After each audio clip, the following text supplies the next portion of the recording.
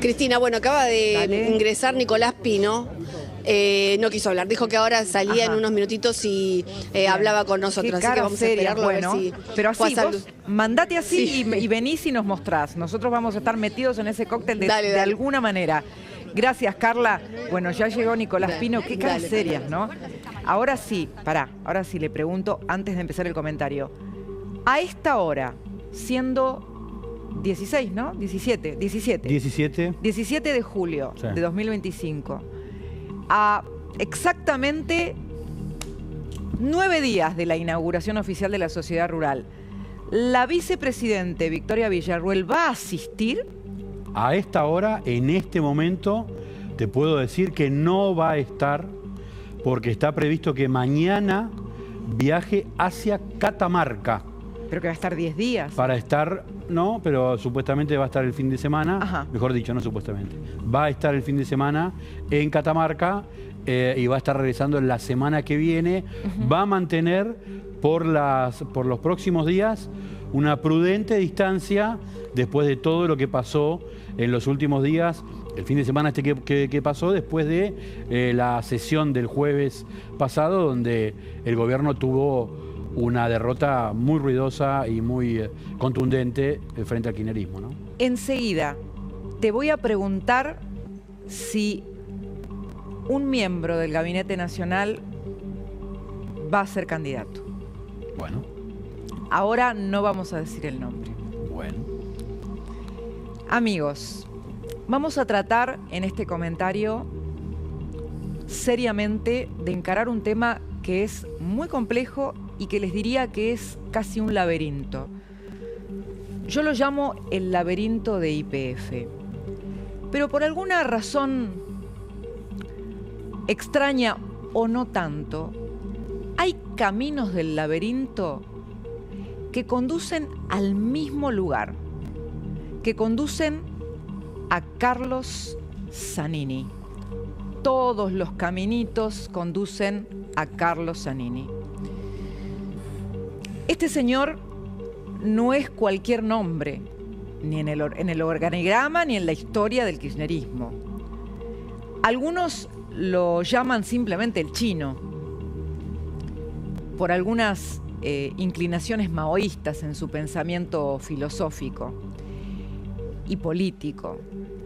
Pero otros saben que ante todo es el ideólogo jurídico del kirchnerismo, la mente jurídica del kirchnerismo, ya desde las épocas en las que Néstor Kirchner era gobernador de la provincia de Santa Cruz y acompañó en ese mismo lugar crítico, por cierto, las gestiones de Cristina Kirchner para volver al poder en la gestión de Alberto Fernández. Pero cuando analizamos la historia, las oscilaciones, las idas y vueltas con respecto a YPF, hay dos capítulos muy contradictorios que encuentran a la misma persona, a Carlos Zanini, en esta historia. Y son capítulos tan contradictorios que realmente representan a todas luces, a simple vista, en forma choqueante, un choque de intereses. Veamos de qué se trata. Desde el año 2016, Carlos Zanini fue el representante del Estado provincial en el Banco de Santa Cruz, que pertenece ¿a quién? A la familia Eskenazi. Y desde el año 2019 se convirtió en procurador del Tesoro. ¿Cuánto estamos hablando estos días de la Procuración del Tesoro, ¿no? Es decir, los abogados que defienden al Estado de la Nación Argentina ante cualquier litigio. ¿Y cuál es el caso más importante que tiene hoy y que tuvo todos estos años la Procuración del Tesoro? YPF. Es decir, un caso que involucró a una empresa que era de los Eskenazi, a quienes les fue expropiada sin pagarles por las acciones, y que aunque hoy ellos digan que en realidad no tuvieron nada que ver, que el grupo Petersen no tuvo nada que ver con la venta del litigio al fondo Buford, como aseguran todavía algunos denunciantes, lo cierto es que estamos diciendo que la misma persona que estaba en el banco de los Eskenazi luego pasó a defender a la Argentina de un pleito en el que tenía que defenderla de los Eskenazi. ¿Dónde se vio? No es la única contradicción. Pero ustedes me dirán, Cristina, eso es historia antigua. ¿Por qué nos estás hablando de esto? Bueno, es que en Argentina hay cosas del pasado que no están cerradas. Este mes, a ver exactamente el paper del doctor Ramiro González, ¿el 8 o el 4 de julio lo tenés al paper? Fíjate la fecha exacta, quiero decir la fecha exacta, ¿el 8? El fiscal Ramiro González, luego de que se conociera la sentencia de la jueza Loreta Presca, que le dijo a Argentina, tienen que darle el 51% de las acciones al fondo Buford, el 8 de julio, muchas gracias, el 8 de julio, el fiscal Ramiro González reiteró un pedido que ya había hecho antes. ¿Saben a quién le reiteró el pedido? Al juez Chachán, Ariel Lijo, que tiene cajoneada desde el 2012 la causa por la expropiación de YPF. ¿Y saben lo que le pide el fiscal Ramiro González al doctor Lijo? Que se dispongan los medios necesarios para incorporar la certificación oportunamente sugerida para saber los hechos relativos a la actuación del ex procurador del Tesoro, Carlos Zanini, relacionado con el supuesto desistimiento de un proceso de discovery que oportunamente había solicitado el procurador Bernardo Saravia, en el marco del proceso judicial iniciado por el fondo Buford Capital contra el Estado Nacional que se desarrolla en la Corte de Nueva York. Yo les voy a explicar. Ahora voy. A ver, lo que el fiscal sospecha e investiga es que Carlos Zanini, siendo procurador del Tesoro, desistió de una línea de investigación que era muy importante y que involucraba un proceso de discovery. No es el Discovery Channel, en realidad es un instituto judicial de la justicia de los Estados Unidos por el cual se puede incorporar como evidencia a una causa cierta información. ¿Qué es lo que había pedido en su momento el procurador Bernardo Saravia Frías?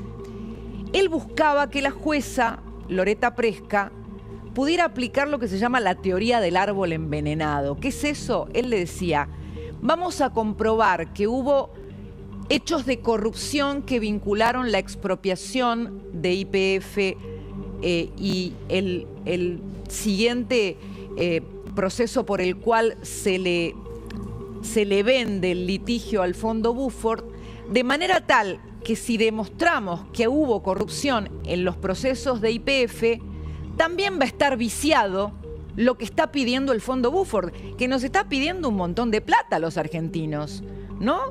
16.000 millones para empezar. Entonces, Zanini desistió de ese camino, es decir, no quiso investigar si había hechos de corrupción, obviamente. Eran hechos de corrupción que habrían involucrado a Cristina Kirchner. Pero al no querer investigar esa posibilidad, quizá privó a la Argentina de algo que la podía salvar. Y uno dice, pero che, ¿para quién trabajaba Zanini? ¿Para Cristina, para los Eskenazi o para el Estado argentino? Y la verdad no lo sabemos. Les voy a hacer escuchar lo que decía Bernardo Saravia Frías en una entrevista que le realicé la semana pasada. Miren. Por lo menos veo negligencia y mala praxis que ya es preocupante. La negligencia y la mala praxis nos están costando 16.000 millones de dólares más intereses y dolores de cabeza que tienen hasta consecuencias en eventuales reestructuraciones de deuda y toda la integración de la Argentina al mundo que debería estar ocurriendo y ojalá ocurra con esta gestión. Y se ve que ganaron mucho y perdimos todos los argentinos. Ustedes saben que desde la semana pasada el caso YPF entró en una especie de fase agónica o crítica por la cual ya hay una sentencia que condena a Argentina en primera instancia a pagar 51% de las acciones de YPF. Esta semana hubo una noticia muy alentadora, al menos miren de qué estamos hablando, de ganar tiempo, a través de una gestión del subprocurador del Tesoro actual del Estado argentino, Juan Stampaglia, que logró un stay, es decir, un suspenso en la sentencia, que se suspenda la sentencia por un tiempo que hoy no sabemos cuál va a ser. Y así me lo contaba en esta entrevista. En algún momento el segundo circuito va a decidir si mantiene esta suspensión, pero no hay un plazo determinado para eso. No necesariamente va a ser la semana que viene ni la otra, o sea, esos son plazos que nosotros no manejamos. Pero lo importante y lo que tiene que quedar claro es que la medida está suspendida. Hoy la medida está suspendida. Sí podría decir que no es un tema menor, es que el gobierno está trabajando en todas las alternativas posibles de defensa. Esa última frase les pido que la subrayen. Y vos también, Facu. Dale. Que el gobierno argentino, desde la Procuración del Tesoro, está trabajando en todas las líneas de defensa. No nos las puede decir, ¿verdad? Porque un abogado no te va a decir su estrategia. Acuérdense de esto, un segundo. Yo me hago dos preguntas ahora, miren. Una, con sentencia puesta, es decir, ya está la sentencia, estamos buscando ahora una suspensión, una consideración de la Corte. ¿Podría servirle a la Argentina retomar esto que yo les conté, esta línea de investigación? Si ya no se hizo en su momento, ¿cuántos años pasaron? ¿Te salvaría ahora? Y es difícil, ¿no? Algunos dicen que todavía serviría. Son pocos, pero la biblioteca está dividida y otros dicen, ya es tarde. Esto ya es una causa perdida que en todo caso va a ir a apelación. Ahora, miren la segunda pregunta, y es importante. Si esta línea de investigación se perdió, porque quien debía defender los intereses del Estado, que era el doctor Carlos Zanini, no la siguió, ¿debe quedar en la nada que deliberadamente alguien haya desistido de una línea de investigación que podía servirle a Argentina? A ver, no me lo pregunto yo, se lo preguntan los denunciantes, se lo pregunta el fiscal. Esta causa la inició Elisa Carrió en 2006. 2006. Casi a la par de Vialidad, creo que un poco antes. Y luego vino todo el proceso que incluyó la expropiación. Entonces, imagínense, si hay algo en estas dudas que tiene el fiscal sobre el rol del señor Zanini, aunque no pueda eventualmente servir ya en la causa, porque ya lograron el cometido si lo querían lograr, no meter este tema en la causa, pero corresponde o no saber si hubo una actuación deliberada en contra del Estado argentino, pero a favor vaya a saber de quién más, ¿no? ¿Corresponde o no saber? Bueno, la justicia cree que sí, porque el fiscal Ramiro González está pidiendo que investiguen cuál es el rol de Carlos Zanini. Causa cajoneada en el juzgado del doctor Lijo. No tiene imputados, no tiene procesados, no tiene nada.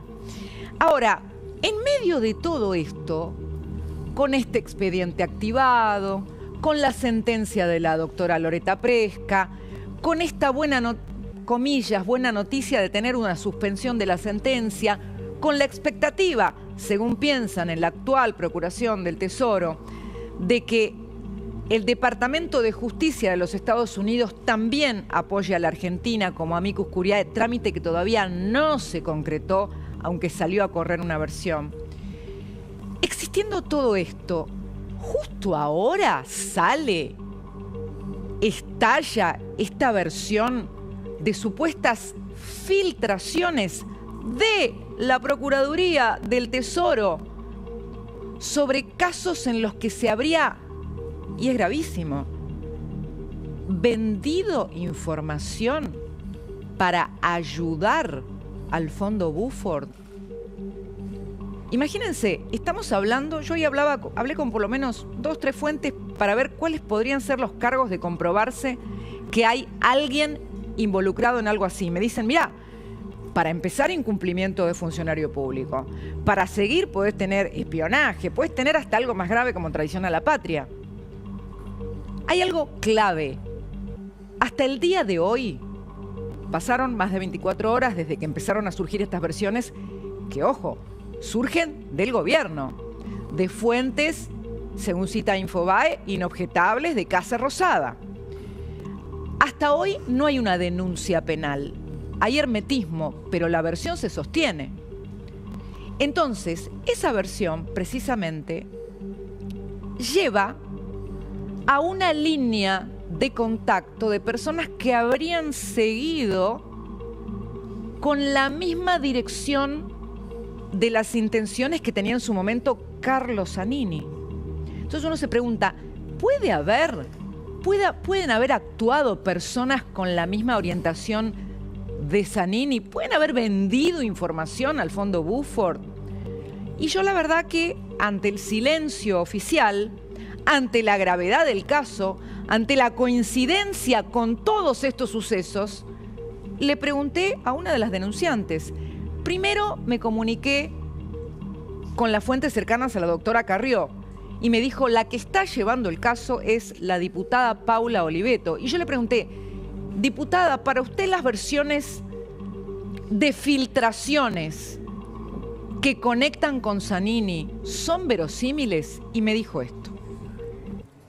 Me parece verosímil porque Zanini modificó toda la estructura de la procuración, todas las jefaturas en la procuración, incluso familiares de Zanini están en la procuración, que tendrían que haber sido desplazados apenas asumió otro gobierno, y tienen que hacer la denuncia penal. Tienen que hacer la denuncia penal y tienen que informar de esto en el expediente que tramita el doctor Lijo. Bueno, nosotros hoy... Y esto viene pasando hace mucho tiempo. ¿Ustedes escucharon? Es clave lo que dijo Oliveto. Dijo que Zanini puso hasta familiares en la Procuración del Tesoro. Pero también dijo otra cosa con la que obviamente coincidimos hace segundos. Tienen que presentar la denuncia penal y tienen que informarlo en el expediente del doctor Lijo. Ahora, este tema, ustedes saben que se conoció en medio de otra noticia, que la Procuración del Tesoro estaba elaborando un informe sobre una reestructuración técnica drástica en la que desplazaron a 60 abogados. ¿Qué es lo que dicen hoy en la Procuración del Tesoro, las fuentes de la Procuración? Ese informe no tiene nada que ver con las versiones de las filtraciones. Es más, son despidos que se produjeron en el tiempo a lo largo de la gestión del presidente Milei, pero no ahora y relacionados con esto. Esto es lo que dicen ellos. Concretamente, no tenemos comentarios sobre eso. Dicho esto, acá está, no tenemos comentarios. Lo que llama la atención es que todo lo que yo les estoy diciendo ahora en esta investigación bastante engorrosa está pasando ahora. Es decir, todo confluyó ahora, en este momento de definiciones en que Argentina está intentando gestiones de última hora, en que incluso puede aparecer la ayuda de Estados Unidos, en que se empieza a mover el expediente, otra medida del fiscal Ramiro González. Entonces, todo está pasando ahora. Y esto nos lleva justamente a no solamente poner la lupa, sino plantear si acaso en alguna de estas instancias no está jugando también la carrera que se libra en los Estados Unidos para ver si Argentina tiene chances o para ver si esto ya termina directamente mal, porque ¿saben qué hay detrás? Miles de millones de razones. Quiero agregar algo, porque es muy importante. Desde la asunción del gobierno del presidente Javier Milei, la Procuración del Tesoro tuvo 2 titulares. Su primer titular fue el doctor Rodolfo Barra. El doctor Rodolfo Barra, que ya no es procurador del Tesoro, ¿saben qué hizo con respecto al juicio de YPF? Se excusó. ¿Saben por qué se excusó? Porque había sido testigo en un dictamen a favor de Cristina Kirchner en el caso Vialidad.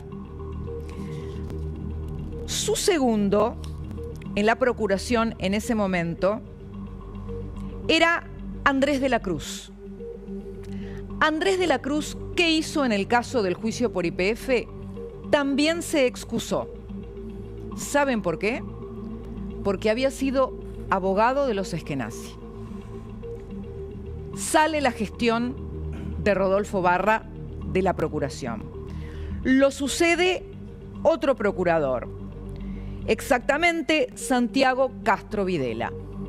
Santiago Castro Videla es hoy el procurador del Tesoro, pero también se excusó de participar en las cuestiones relacionadas al juicio de YPF porque su socio, cuyo nombre es Andrés Bianchi, había actuado como testigo para el Fondo Buford.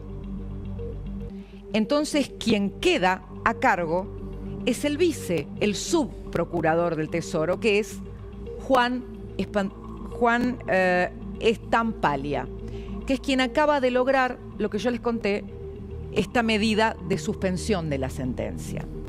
Entonces, yo les estoy comentando esto para que vean cómo, incluso a nivel jurídico, de abogados muy reconocidos, muy prestigiosos, porque estamos hablando de abogados muy prestigiosos, de juristas renombrados, cómo hay un entramado donde se empiezan a cruzar sus historias con los demandantes, con los accionistas o políticamente con los que están complicados con las gestiones anteriores. Entonces, todo esto hace que la maraña sea aún más compleja y que sea necesario observarla todavía más con lupa, porque están en juego los intereses de Argentina, del Estado argentino. Miren, hoy me decía la diputada Paula Oliveto, Cristina, nosotros estamos a disposición, todos los diputados tendríamos que estar a disposición del gobierno de Milei para salir a defender a Argentina en esto, porque se juega a futuro un montón en este caso. Ustedes fíjense, la coalición cívica puede tener un montón de desacuerdos con el gobierno de Milei, pero en esto dicen, pará, esto no es el gobierno de Milei, esto es el Estado argentino. Entonces, yo me pregunto, ¿qué está pasando detrás de todo este movimiento que involucra tribunales, que involucra lobistas, que involucra versiones de filtraciones, que involucra lo que está pasando en Nueva York, que involucra el rol del gobierno de los Estados Unidos, que involucra el rol de un montón de abogados acá, del grupo Petersen?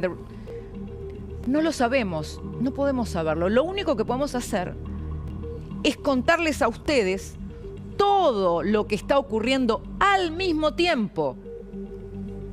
Y agregando otra cuestión, ¿puede haber novedades en la causa que lleva el doctor Ariel Lijo? Porque otra vez le pidió el fiscal Ramiro González varias medidas. También vamos a estar esperando eso. Pero vuelvo, y para terminar, a Carlos Zanini. Yo les decía, no estamos hablando de alguien secundario en el organigrama y en la historia del kirchnerismo. Es un ideólogo jurídico. El último hecho tristemente célebre que lo tuvo en el foco de las noticias fue que está en la lista de los vacunados VIP del COVID. Él y su señora aparecieron como personal de salud para darse primero la vacuna. Pero no solo eso, Zanini volvió al poder como defensor, escúchenme esto, como procurador del Tesoro, o sea, defensor de los intereses del Estado, luego de haber estado más de 100 días preso por estar involucrado en el memorándum con Irán. Otro caso que involucra una especie de traición al Estado, les diría yo, porque es ni más ni menos que el encubrimiento de los autores del atentado a la AMIA. Y volvió al poder, estando involucrado en esa causa infame, volvió al poder para defender los intereses del Estado. Hasta diciembre pasado, Zanini, Cristina, varios que están involucrados en esa causa creían que habían zafado.